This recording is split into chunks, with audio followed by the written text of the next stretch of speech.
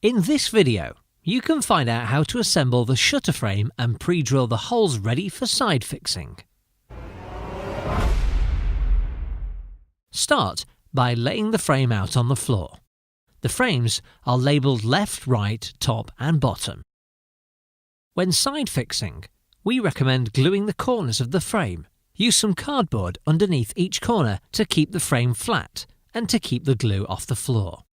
Use a 2-part mitre glue, as this only takes 10 seconds to stick.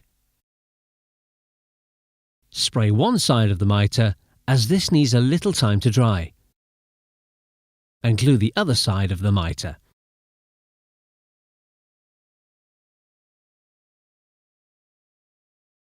Insert a corner connector, making sure the lug locates in the frame. Then quickly adjust the mitre so it lines up. Tap the end of the frame so corner connector locks into position and hold the frames together for about 10 seconds. Repeat this for the next corner of the frame, spraying first, gluing and holding for 10 seconds. The last frame needs to be done together. Spray both ends of the frame and glue both ends, and insert the corner connectors. Bring the frame together so the mitres are almost touching.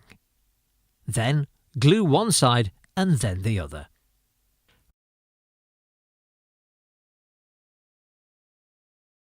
Remove the labels and mark in pencil which is the top of the frame. You're now ready to mark where you're going to drill your fixing holes. So lift the frame into place to check how it fits, to help decide on where to drill your holes.